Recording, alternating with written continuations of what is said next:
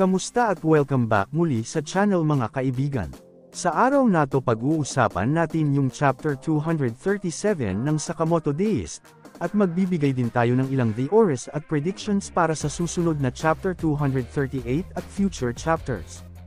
Pero bago tayo magsimula ay mag-subscribe ka na at i-click mo na din yung notification bell para lagi kang updated sa mga bago nating uploads. So sa chapter 237, ang pinaka-main na nangyari ay yung patuloy na laban nila Shin, Gozo, at yung buong grupo. Dito natin nakita na mas lalo pang tinaasan ni Gozo yung intensity ng attacks niya, lalo yung electric abilities niya. Makikita mo talaga na hindi siya basta-basta, at parang hindi pa niya pinapakita lahat. Si Shin naman, kahit naramdam niyang hirap siya, tuloy pa rin sa pagprotekta kay Sakamoto.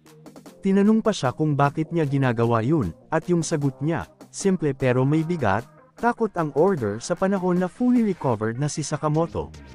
Ibig sabihin, alam nila yung potential ni Sakamoto kahit na hindi pa siya 100%. Sa kabilang side naman, nandun yung light comedy na lagi namang meron sa Sakamoto Days. Yung van scene na kasama sina Aoi, Wutang, Boiled, at lalo na si Atari, classic chaotic moment. Dahil siya lang yung may lisensya, siya yung nagmaneho, pero syempre hindi naging smooth, nagka-blowout, sumabit yung van, tapos bigla silang lumipad papunta sa battlefield. Nakakatawa pero unexpected pa rin kung paano magkakaroon ng epekto sa laban. Lumabas din ulit sina Shishibo at Osurogi, na malaking bagay din kasi tuwing pumapasok sila, nag-iiba yung direction ng laban. Nabanggit pa na yung kalaban ngayon ay isa sa pinakamalakas sa order, kaya alam natin na hindi pa ito yung peak ng arc, parang nasa build-up stage pa lang talaga tayo.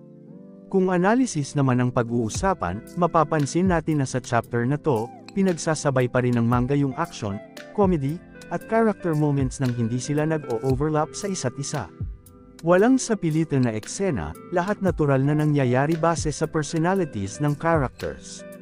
Lalo na kay Shin, makikita mo dito na nagiging mas mature siya, mas may conviction, at sa ngayon siya yung pinaka-steady na backbone ng team habang hindi pa bumabalik si Sakamoto sa full strength. Itong chapter ay nagpapakita na hindi lang basta side character si Shin, essential talaga siya sa direction ng kwento. Ngayon naman, punta tayo sa predictions para sa chapter 238. Una, malaki ang chance na magagamit nila yung flying van na pangbangga o pang-disturb sa mga order members. Very possible na maging opening move nila yun para makapasok ng maayos sa labanan. Next, tingin ko magpapatuloy yung Shin vs Gozo clash, at baka makita natin either bagong move ni Shin o kahit simpleng strategic read niya kay Gozo.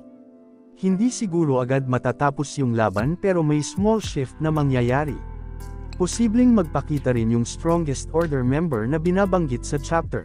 Pwede siyang dumating, o pwedeng may bagong reveal sa skills nung kasama nila ngayon. Sa pacing kasi, mukhang papasok na tayo sa midpoint ng arc. At para sa mas long-term predictions, malamang mas lalalim yung story patungkol sa order, kung sino talaga sila, ano hierarchy nila, at bakit takot sila kay Sakamoto.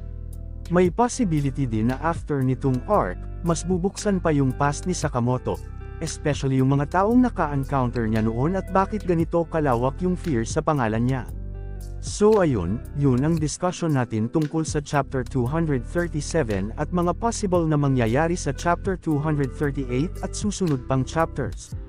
Kung meron kayong sariling theories o tingin nyo may mali sakin, comment nyo lang sa baba at kung nagustuhan mo ang video ay mag-subscribe ka na at i-click ang bell para lagi ka updated sa mga bago nating videos.